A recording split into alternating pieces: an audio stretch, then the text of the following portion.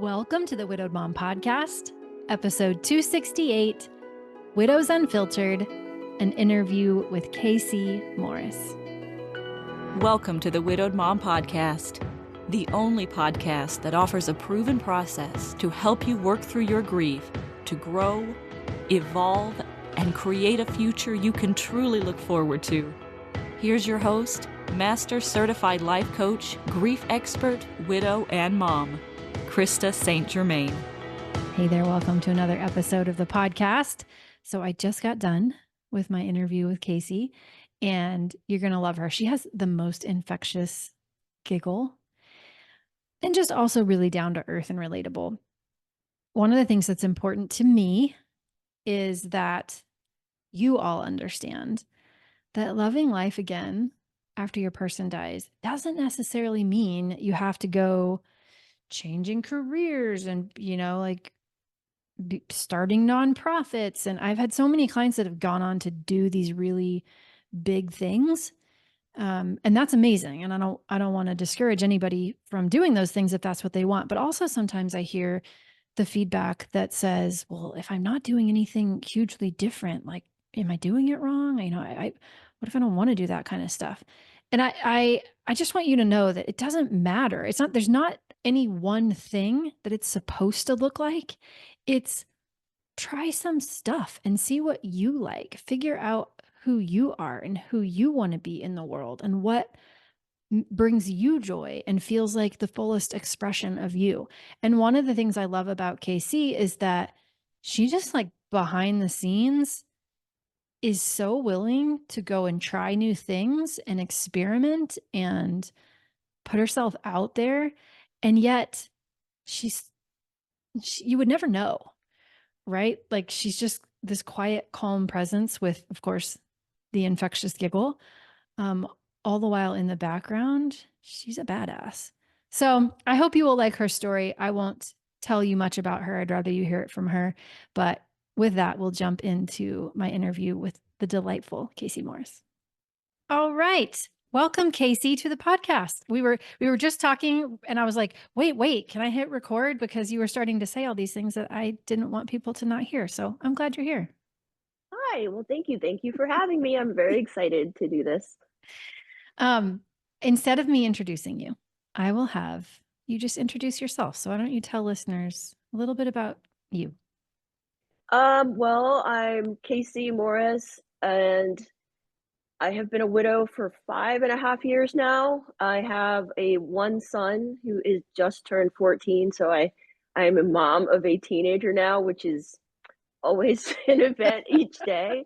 But he's a good kid. I'm gonna keep him. So, but I'm just a normal, regular mom, just trying to figure out, navigate my way through the world as a single parent that, didn't expect to be a single parent.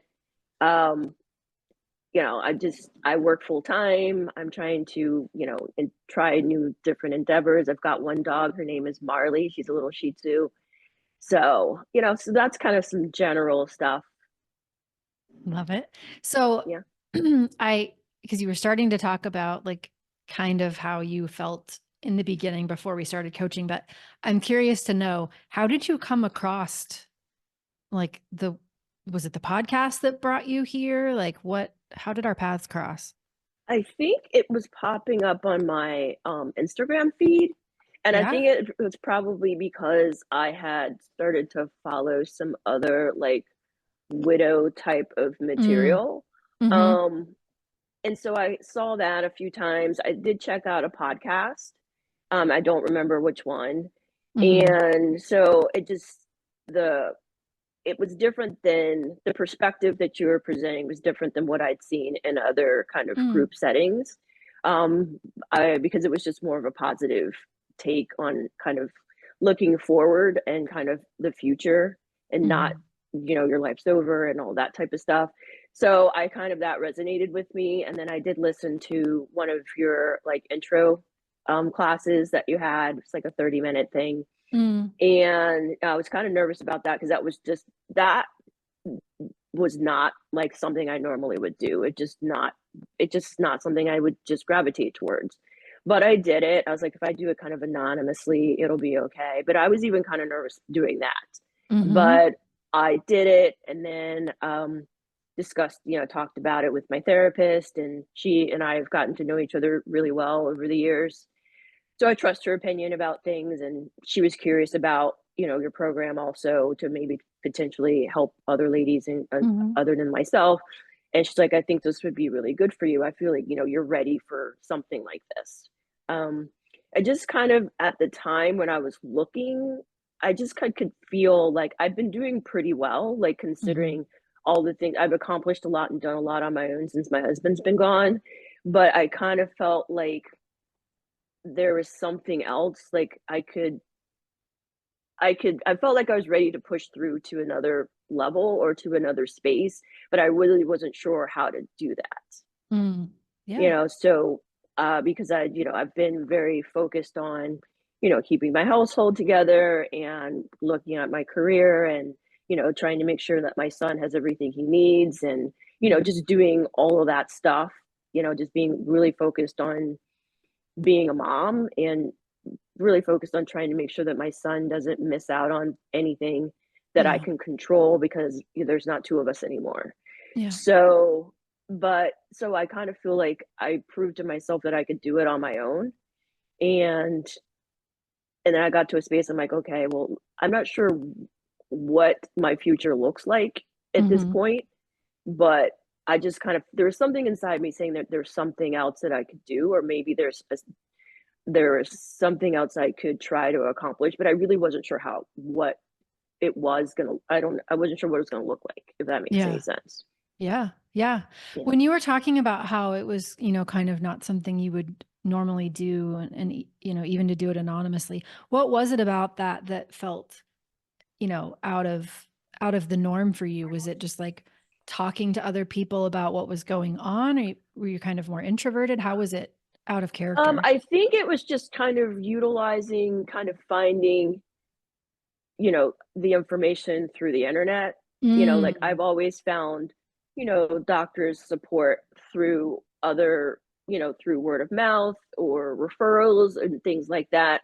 So I Okay. think that's the part. And, just making sure that this was kind of a real thing, Sure. and so that's the part that I was like most concerned about was that because it wasn't something I normally did. Like a Got lot of it. people do it all the time. It just wasn't something I did. Yeah. Okay. Got it. When I was in my first coaching program, yeah, I had never done anything like that in terms of investing with someone on the internet either. But it was also really uncomfortable for me to contemplate letting someone in who I didn't know. Like the idea of, I don't know, this whole Zoom thing felt really Yeah. uncomfortable to me. And I can see now how much more progress I would have probably made if I had been a little more open, to like letting someone Yeah. help me. I just kind of wanted to watch, I think. Yeah, I think that that also was part of it. Like first it was just the whole finding you through that resource. And then it was also kind of being vulnerable with basically strangers. Yeah. But we all share a common bond that we don't want to share, but we do. Right. Yeah. Exactly. Yeah. Strangers, but with a very similar life experience. Yeah. Yeah. You said something earlier about how you had kind of reached a point about you had proven to yourself that you could do it alone or do it on your own, I think is what you said. Mhm. What do you remember about that before you believed you could do it on your own? Like, what was it like for you in early grief? Was there a point where you weren't sure you were going to be able to do it on your own? I think I was on autopilot, Yeah. like just trying to keep things going. Hmm. And I mean, I think it's a little for me, and I can only speak of my own experience, because of dealing with my own grief and my own loss. But it was like I had a kid to take care of. Yeah. So I had to figure out how to do that. So my focus was just making sure I could keep my house, Hmm. make sure that we could, pay my bills, there was times where I was uncertain about a lot of things that were, concerning those issues, because I went from, having a two household income to a one household income. Yeah. So that in and of itself is intimidating. And then of course, after my husband died, like a couple months, like maybe 2 months after, uh, my I had plumbing problems. Mm. I had it was just like all of these weird things started happening. I didn't deal with mice or anything like that. That was always his thing. Mhm. Like at one house we lived in, I literally was like, there was mice in the house, and I left and told him I wasn't coming back until they were gone. Like that, I'm that person. Okay. Like literally. Yeah. So those mice showing up after he passed away, I was so Oh, no.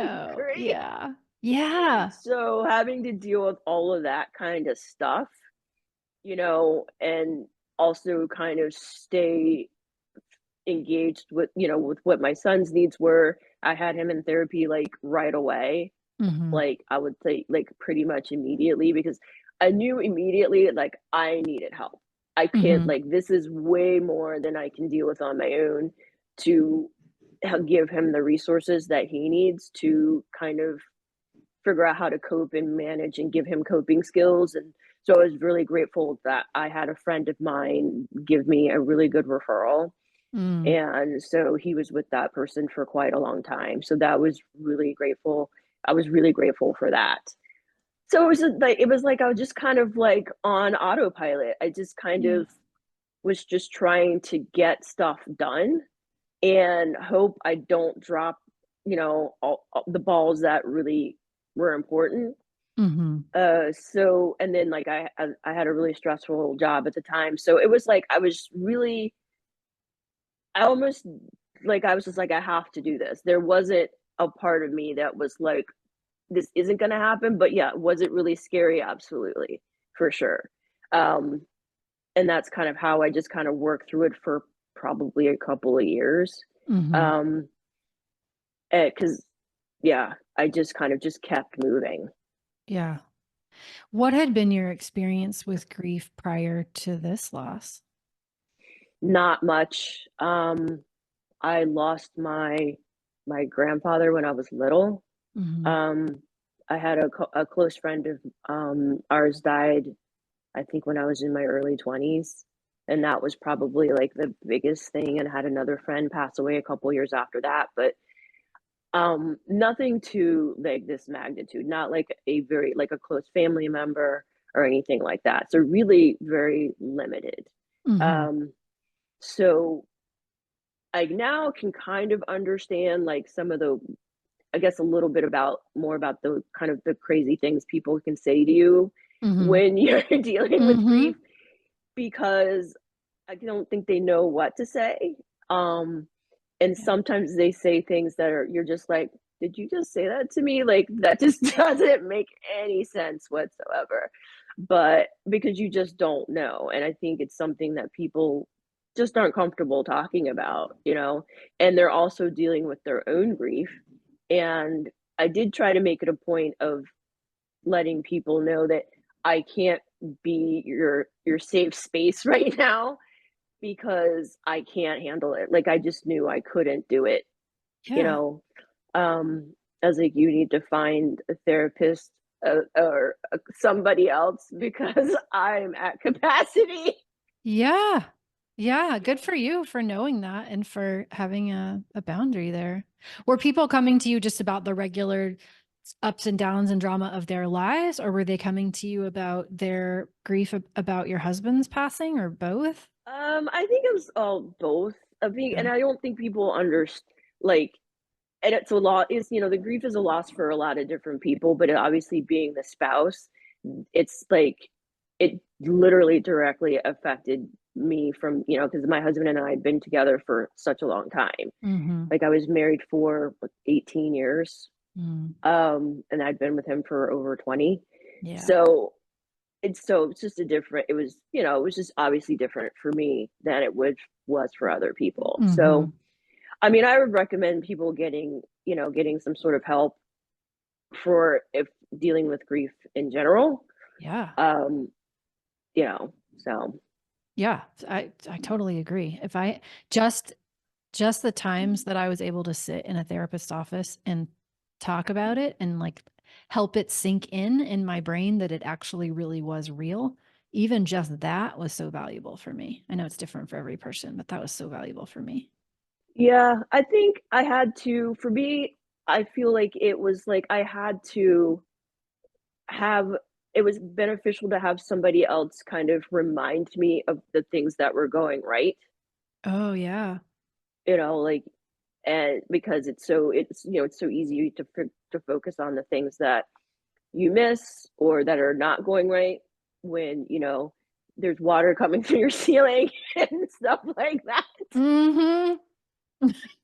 Thanks, Yeah. universe. So, Yeah. yeah. So I think that is a good help in just kind of, getting coping mechanisms and support outside of your family unit because Mhm. it's your family's great and they're there to help and support you, but it's they're also dealing with their own stuff Mhm. also.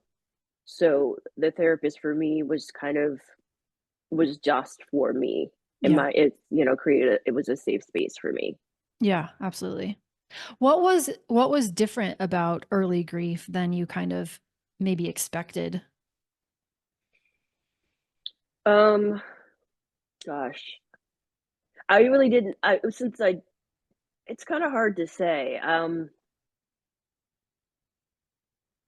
I guess it was just very heavy, Mhm. and it's hard to like put that into words. It's heavy, but I couldn't let myself feel all the weight because I've just had so much responsibility. Um, and just kind of, I will say the thing that kind of I did it had no clue about, which is how all the logistics around when someone passes away, all the things that the spouse has to do that other Mhm. people can't really help you with. Mhm. And so there is a lot of on that person's shoulders that other people just can't do because you're the spouse and you're the one that makes all the decisions. Yep. So that part was not expected. And I think just all the paperwork that's Mhm. involved. I have a friend he came over, somebody I trusted to help me sort through stuff that was not a family member because I felt like I needed an outside source that could just kind of give me a non-biased opinion about all Mhm. of my junk. And I'm also kind of, about to cry at any second, anyway. Yeah. And I was like, look, I need some help sorting through all of this stuff. And I had all of my paperwork on my big giant kitchen table. And I was like, I literally am feeling overwhelmed by all of this stuff right now. And I kind of work, I've worked with other people that had to deal with some things like after a spouse has passed before. But when it's happening to you, it's just different. Mhm. Yeah. How much of an issue or was it an issue? Was it for you to receive help, to ask for help? I had to learn how to do that more. I Yeah. definitely did because I'm pretty independent. Um, just how we were raised to kind of, take care of your own stuff and, Mhm. be able to handle your own situations. And so I had to really learn that it's okay to ask for help and that that's not a sign of weakness. Mhm. Um, I had one really good friend of mine say, like, look, it's okay to ask for help, like, and I think that helped me because I didn't realize how much I was carrying on my own sometimes. Mhm. And until like someone says, hey, it's okay not to be okay all the time. And you can ask for help. We're here to help and support you. Mhm. So that that is something I've had to learn that it's all right to ask for help. It's definitely a strength to ask for help and support to help you get through whatever it needs to give you resources and, you know, just just kind of be there for you and whoever else is in your world to help you get through, even if it's just something really simple as, you know, you're going to the store, can I pick something up for you? Yeah. Or I've got, can you pick up my son for me today? I learned how to get that help really quickly because I Mhm. definitely needed, help with drop off and pick up and that kind of stuff. So that I think I had to learn that, and people kind of came through and helped me that I didn't necessarily always expect. Like, you kind of think there's going to be people that are going to be there and do stuff Mhm. in the event of an emergency, which losing your spouse is an emergency. Yeah. And then you find that they're not. But these other people kind of step in, and they were not on the list of people that you thought would step up. So I I learned a think that's lot almost about a that. universal experience. Almost every widow I've ever talked to has reported something similar, and it was definitely my experience too. It's like Mhm. you wouldn't have guessed that those people would have not, been able to Yeah, handle it or like disappeared, and then these other sometimes it feels like just like super random, where did they come from? yeah, Yeah. yeah. Yeah, so that was one other thing that kind of was hard for me to kind of work through, like, Yeah. where are these people that said they're gonna be there for me and then they're not? So in a way, that's another loss, Mhm. for me and for my son and I, so that was hard to kind of work through that also. No, but I kind of do believe the people that have come through for me, like, they were like, God put those people in my life for a reason, Mhm. and now through, I guess, doing all the thought work and just kind of working through my own stuff, I realized that a lot of those people just really were not capable or had the skill set to kind of be there for me in the way I need now, Mhm. and that's okay. Like, if you can't handle this, I have a better understanding of that. It doesn't mean it's necessarily right how that Yeah. occurred, but if they can't handle, like, if they can't be part of the solution, I don't need more problems. Oh, that is a great way to think about it. That's You like a know? bumper sticker. Yeah, I mean, it's I think in the beginning it's hard to not take it personally, and then Right, later like it's easier to come to the conclusion that oh, it actually wasn't about me. Like it was about what's something going on within them that they didn't have the ability to be with right, me, and I don't know what that is, but it's not a reflection of me.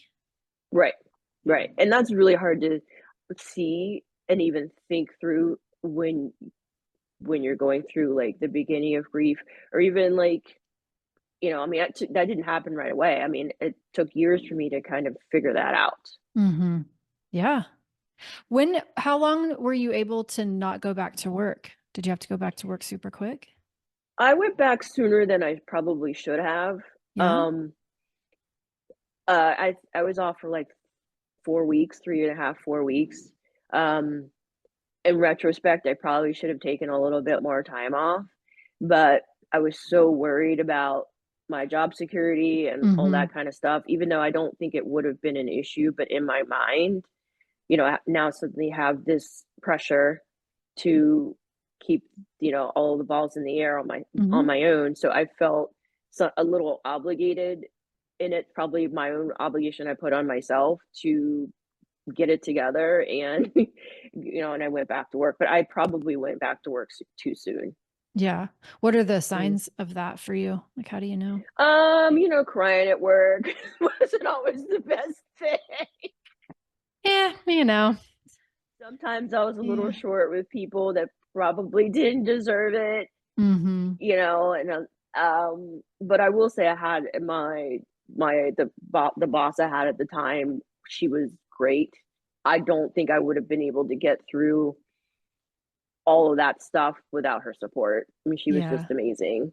So I think that was a huge help, and she was also, been there for me since then, and we don't Mhm. work together anymore, but, she created a safe space for me to go through what I needed to go through Mhm.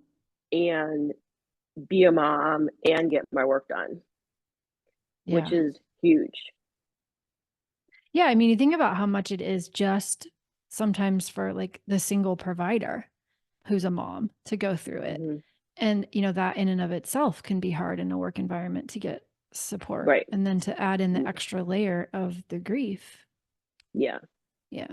Yeah. And it's like, there wasn't a lot of people that had smaller, younger kids anyway.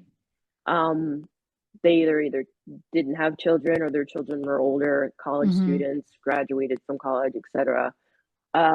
So it's kind of like I'm one of the very few people that had little kids to start with.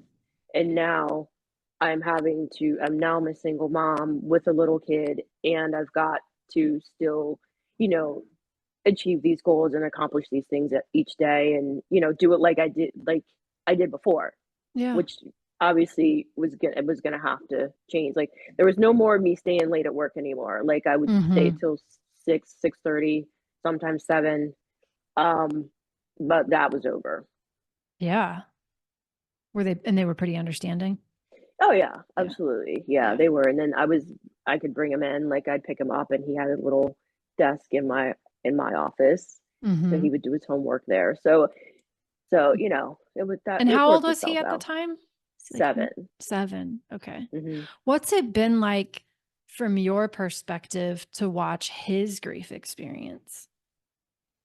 Um, it's hard to watch Yeah. your child go through grief. Um, that's probably the hardest part of my grief, is having to deal with that. That was very difficult. And that was really hard. Yeah. What was your perspective going in? Like, were you of the mindset that, kids are resilient? Was it more like his life is forever ruined? Was it somewhere in the middle? Like, where were you? I think, well, I know his life was forever changed. Like, there was no, Yeah. that kind of innocence that he had before is gone. That's not coming back.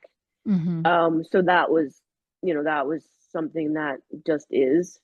Um, I think my relationship with my son changed dramatically. And I'm saying, we were always a close knit family. Like, there was just the three of us and we were always together all the time.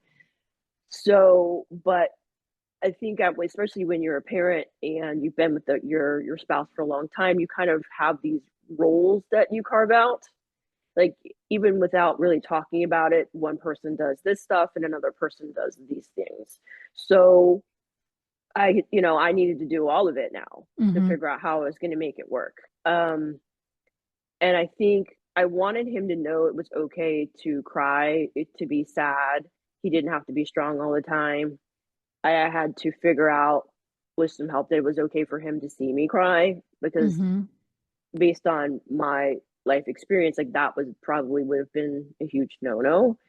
But I feel like, not like I was crying in front of him all the time, but I feel like it was okay for him to know that I was also grieving also. Um, and it helped him. I think he helped comfort me a little bit sometimes as I was, so I feel like we got closer in a different way. Like, I also had to change. I think I changed how I became a lot more patient, I think, as a parent after I became a single mom. And I don't know why that's the case, but I felt like I needed to do that. My husband was the patient guy, and I was kind of like, he was the nice guy and I was the one that, the disciplinarian and all that stuff. And I was like, well, I can't do that. This isn't going to work like it used to. So I wanted to try to make sure he had a safe space to go through what he needed to go through. I got him, like I said before, he had a therapist pretty much right away. Actively did look for a mentor for him. And so luckily that took probably almost a year, but he's had a mentor since he was that probably like 8.5, and they had a lot of similar things in common. Like, they're both left-handed, they both played tennis, they both like chess. Like, it was kind of like, whoa, this is interesting. So I think that was helpful to give him another outlet. and just kind of I just wanted to create a safe space for him to manage however he needs to go through Mhm. stuff. He did go to a camp for kids that had lost a loved one. I think he did that twice. Um, and I really did that because I wanted him to know he wasn't the only one that had lost a someone close to him. The camp had kids from Mhm. all over in our region, and it was people that lost not only but moms, dads, grandparents, aunts, uncles, um, people that they were close with. Yeah. And I think even though he did tell me, he's like, I don't want to go back there anymore. I said that's fine. Mhm. But I said, do you understand why you went? And he understands the why. But I was like, I just wanted him to know that he's not alone. He's not the only kid that's had to deal with a loss, like a Yeah. big loss in his life, because being a widow and grieving, it is a very lonely space. Especially I live in a community where most people are married and, Mhm. moms and dads and, and kids. And so it's, if you allow yourself to think that there's nobody else like you, then there's not going to be anyone else like you. Yeah. And I knew there was other people like me, but just from the experiences I was having, it was mostly women that had lost their spouse late in life. Like they were senior citizens and, Mhm. and not that I'm not minimizing that loss, but it's just different from losing your spouse when you're younger, in my opinion. Yeah. So I didn't want him to feel alone like I was feeling alone. I wanted to make sure he had at least was aware that he wasn't by himself. Mhm. Yeah.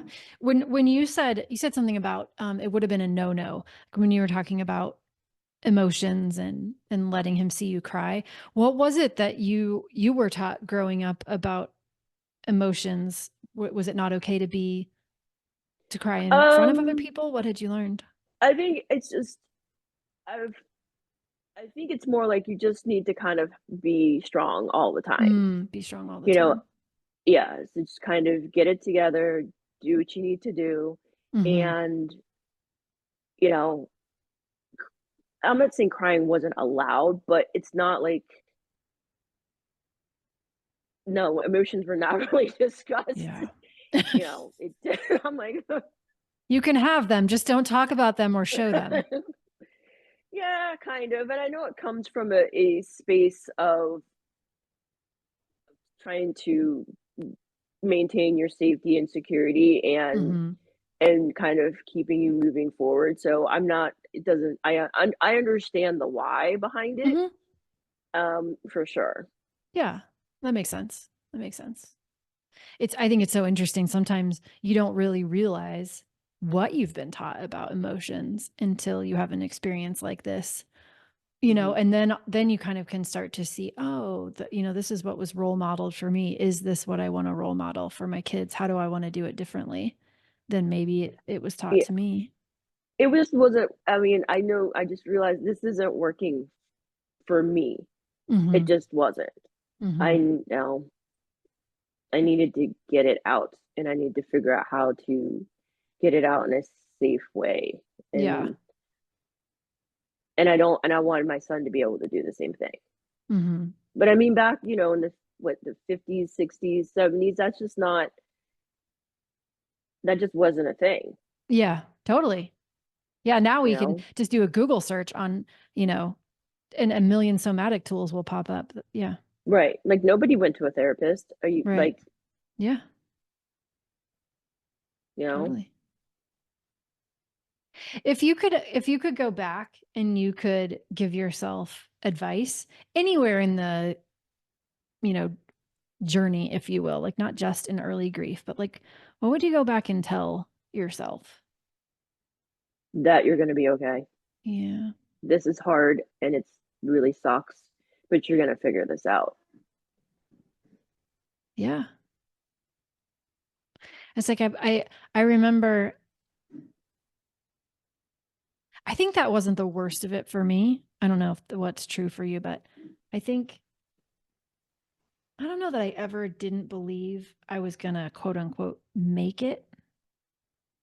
And that might have a lot to do with just I had family all around and I just felt a lot of love and support. But I know for sure I definitely didn't believe I was ever going to be really happy. Mm-hmm. I think you have to find, I mean, I've learned that I've find happiness in a different way than I did Mm. before. Mm-hmm. Um, and I really learned that I'm responsible for it myself. And I was Yeah. responsible for it before, but I had somebody else telling me all of the good things about me all the time. So, Mm. you're choosing to listen to those thoughts. And when you don't have that around, it's obviously harder to do. Yeah. Um, so I think that just really being like relying on just knowing that I have the capacity to get things done. And everything doesn't have to be perfect all the time. There's so many things that used to get on my nerves and drive me nuts that I just don't care about it anymore. Yeah. Was It that just like in doesn't. early grief things got on your nerves or No. before he died? Oh, before. Like Okay. I mean, I'm pretty type A, so I Yeah. think I'm more like type A light now. Like there's things that just don't bother me I like like they it. used to. I'm a list person. I love my list. I'm always checking things Mm-hmm. off and things need to be a certain way. And a lot of that stuff just doesn't bug me anymore. I just Mm-hmm. don't care. Mm-hmm. Um not, and I feel a lot better now. Yeah. Why do you think that is? What makes you not care about that kind of stuff anymore? Going through your program did help a lot with me kind of continuing to prioritize what's important to me Mm. at this stage of my life.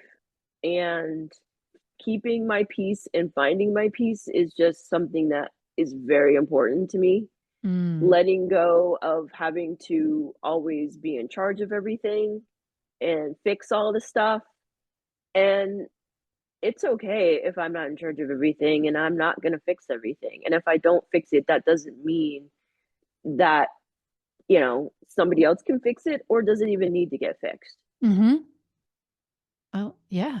I love that. That stuff, Yes, like what really matters, you know? yeah, I just, my finding and keeping my peace is just Mm-hmm. something that's very, very important to me and just trying to learn new things, explore different areas, trying like that's what I'd like. I want to have more life experiences, and it's okay if I have those experiences by myself. Mm-hmm. Um, like doing some of the challenges that you guys had for us, like, I hadn't done a lot of that stuff on my own. Like I hadn't eaten at a restaurant by myself.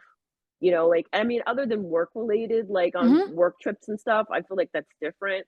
But like doing that, like, that was a big deal to me.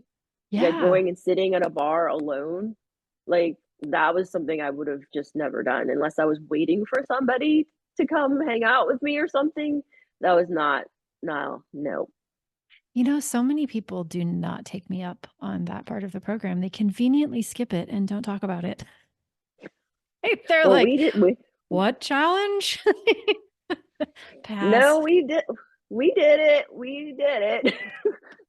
There's some Uh, interesting stuff that, yeah. there was first time people were doing things and they were real simple day-to-day things that you don't think about that are just a challenge because that other person is not there because you either used to do that with the other person Mm-hmm. or you just never did it at all, Yeah. like ever. Mm-hmm. Like I luckily I wanted my list of things I wanted to do. I wanted to try snowboarding. I've wanted to do that for like 20 years. So my son's uncle takes him snowboarding. Like they go like once or twice a year, and they're like, "Do you want to go?" And I was like, "Yeah, I do want to go." So Yes. I did that for the first time in end of January, early February. And was it hard? Heck yes. I love It was it. the it was probably the hardest sport I've ever tried because it just I've done, other sports, Mhm. like lacrosse, baseball, like all the normal stuff. I've done long distance cycling, all of that stuff, running, but that I'd never done. It's just I had to use my Mhm. body in a different way, and I fell down a lot, like a lot.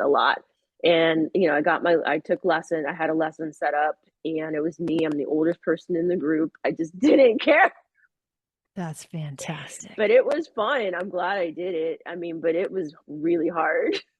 I love it. So, I just want to talk to listeners. If you're listening and you're like, "Oh my gosh, this one's going to make me get on the snowboard." No, No, no, I'm no, not going to no. make it on the snowboard.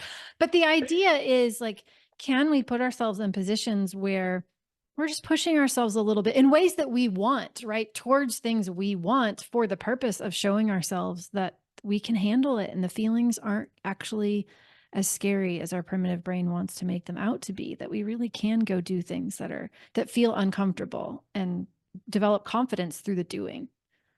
Right. And Yeah. that is hard, and I think that that is the key to it, is the confidence, doing the thing to get the confidence. Mhm. But it's hard to do the thing to get the confidence Yeah. because your brain's telling you you're scared and you're going to hurt yourself and all these bad things could happen. So, I mean, there's it happens. I can see that. Yeah, I can see why it's hard, and it's hard. I mean, I have challenges all the times, Mhm. to do things like I'm trying something now, and it's hard to do the thing to Yeah. continue to get the confidence. But each day, I'm like, okay, I'm just going to get a little bit better. It's not going to be perfect today. I'm just going to keep working on it, and Mhm. eventually, it's going to be fine. Yeah. Yeah, and that's just not just a Mm, grief thing, right? It's like, right, how do I live a full, rich human life when I also have right. a brain that tells me new things are scary? Like, how do I do that? So I love that for you. So what was it like? What did you expect Mom Goes On was gonna be like? And then how did it compare? What'd you get out of it? What was your experience? Um, I mean, y'all did a good job of kind of explaining what the program was like. Um, so I will say, like, when I first started, which I think was like it Last was like summer. March or April, Yeah. something like that. Probably April, I think. There was a lot of information at first. I will say my brain was expanding, maybe hurt a little bit, a lot, and because it was You're welcome. it I'm not sure. yeah, no, no, it's all good. I was like, if I'm gonna do this, I'm gonna do it. Like, I'm Yeah. going to try my best to get the most out of this program because one, I decided that I wanted to do this was really the first thing I felt like I really just did just for myself. Mm. Like, there wasn't gonna be a benefit to, my son, coworkers, family members, friends. This was really something I solely was doing just for me. Mhm. So I was like, if I'm going to, invest in this, I want to make sure that I take advantage of it as much as I can. So Yeah. that was kind of how I went into it. Um, but of course, it stirred up a lot of stuff. And I was just like, okay, I need a minute to kind of absorb all of this a little bit. Mhm. So I think we went on vacation in July, and I remember thinking, I think I need a minute to just kind of step away for a second just so I Mhm. can like process all of this stuff, and I talked to my therapist about it. She's like, it's okay that you take a little bit of a break. This is a lot Yeah. of information. And I was like, yeah, I just think I need a minute to like just process the feelings I was having, trying to thinking about things in a different way, what that looks like for me. Um, but then once I came back, it's things started to kind of click a little bit more and just Mm. make a little bit more sense. I think what I got out of it, I liked a lot where the coaching calls, I tried to be on them live as much as I could. Mhm. Um, I think that was helpful because one, even though I might not have gotten coached like, a whole ton on those calls, I did coaching a few times, but I think listening to other people get coached because it kind of would touch on something that either I was dealing with or had dealt with, or gave me a different way to think about something Mhm. to relate to. And just kind of like those little gems also helped me. So people Yeah. listening to other people get coached helped coach me indirectly. Mhm. Um, and just kind of having that safe space, there's really a judgment-free zone. Like, I feel like everybody in there is very supportive, no matter where you're coming from, how you got there. We're all still in here together, and Mhm. I think that creating that safe space made a huge difference. It makes it a lot easier for somebody that doesn't normally like share in that way Yeah. for me to also participate and share things that I might not have shared, when I did get coached about things, and then you get feedback, and I like that a lot, and just kind of the tools and just helping me think about things in a different way as opposed to just, training my brain to think in a different way. Mhm.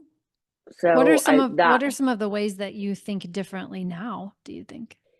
um I think choosing thoughts that are going to get me to where I want to be, as opposed to just taking the one thought that might not, it satisfies me for this moment, but Mm. is it really going to help me move forward? And that's something I work on all the time, because Mhm. the brain's always trying to protect you. Um and it's easier to do nothing, honestly. Yeah. But but I think choosing thoughts that are going to get me more closer to where I want to be. I Mhm. think that's was a huge kind of aha movement. And also realizing that my brain is designed to protect me. Like, I never really even thought about that, like, ever in life. Like, all the school training and all the things I've had, I just never really thought about my brain in that kind of a way. Mm.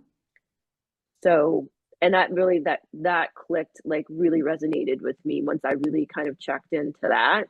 Mhm. Yeah, it can't And, be unseen. You see it everywhere. yeah, Yeah. yeah, and, just kind of working through the models, and just kind of having things to refer to when I'm having those moments. Mhm.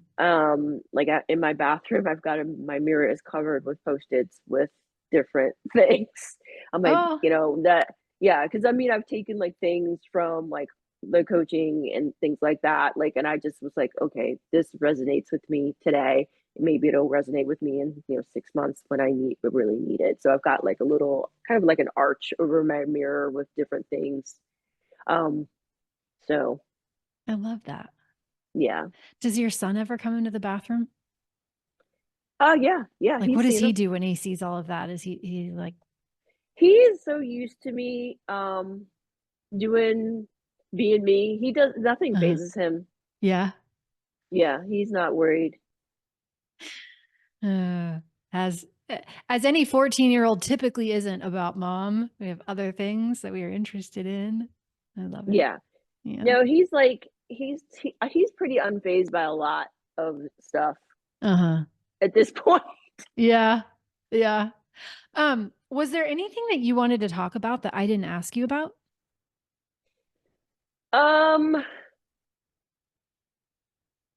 I really wasn't like, well, this is my first time doing something like this before, Yeah. so I'm not really sure. I wanted to just be like, I'm just gonna be myself, and Yeah. hopefully, I wasn't really nervous when, I got asked to do it. I was like, "Oh, wow, that's pretty cool." Like, I made an impression. Yes, you So, and did. I thought it would be fun. And I also just think when I was asked to do it, it's an opportunity to potentially maybe help somebody else, Yeah. you know, if that is something that is a benefit, if one person can relate to me or my situation, then that's good enough for me. Um, I guess, yeah, I don't think there's a specific thing. Mm, Just I'm grateful for I'm glad I did it. I will say I'm glad I did it. I feel like a different person mm. in a way. Um, and I'm glad I did it for myself. I really did. I'm just glad I did it. Well, kudos to you for being willing to. for like Yeah. being willing to do something that otherwise you might not have normally done, right? And to put yourself out there and to show up on calls when you had work and to balance Mhm. all of that. It's a lot. Yeah, yeah, but it's like I said, I needed something else, and I wasn't quite sure what it was or what it was gonna look like, Hmm. and I just kind of took, like, I guess, a leap of faith Yeah. and just did it, and I'm grateful I did, for Well, sure. I am too. I am too. What's next for you? Um, you mean for, like, adventures and stuff? Yeah. Like, yeah, what's going on in life? Um, well, I'm actually currently taking reformer Pilates training for Yes. Oh, that to sounds do so hard. it is. But Ah. one of those things on my list of things that I was gonna try to do that was uncomfortable and I wanted to do was take an exercise class. I'd never taken an organized class like that before. I'd done like a little spin group class with the Mm-hmm. people that I was cycling with at the time, but like a regular exercise class, I just was just never really my thing. And a studio opened up in my community, and I was like, "I'm gonna go ahead and try this." And then I just kind of fell in love with it, in addition to me, doing working my regular job and doing Gee. all the other things. So, But you said it's an instructor class. You didn't just yeah, go for enjoyment and participation. You're I now did. It started doing out it to like become an that. instructor. Yeah. Yeah, yeah. Yeah, I Good for started you. out for the participation part, and then they were doing instructor training, and I was like, I'm gonna do this. So I'm gonna try to do this this thing. But it's Amazing. yeah, it's I do like it a lot. I definitely do enjoy it a lot. I've never done Pilates. I've looked at people doing Pilates and I've thought, that looks hard. And then it's as far as we've gotten. So kudos to you though. I Well, can thank you so I'll much. Thank you yeah. so much for being willing to come on the podcast and share a little bit about your story so other people can benefit. Thank you. I Yeah, appreciate you. I Thank you for appreciate it. having me. Yeah, please keep in touch. I want to hear about what's going on in your world. Okay, I Okay, definitely will. I definitely will. very good. All right. Well, take care, Casey. All right, thanks. Thank you. I'll talk to you soon. All right, bye.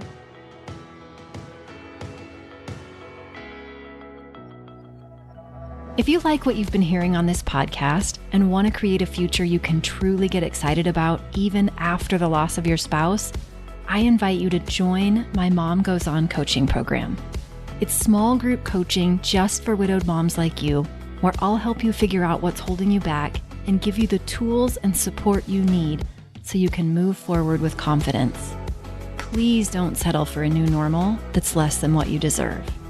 Go to coachingwithkrista.com and click Work With Me for details and next steps. I can't wait to meet you.